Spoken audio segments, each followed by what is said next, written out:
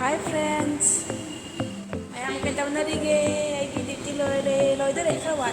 Loy di. Nay titi taw. Ayam kita menarige. Ano ko na mo? Ay, ato dilong dere di.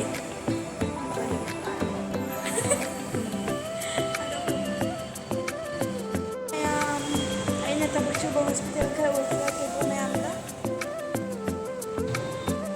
Kasi namin hindi na kasi nakapambagi na si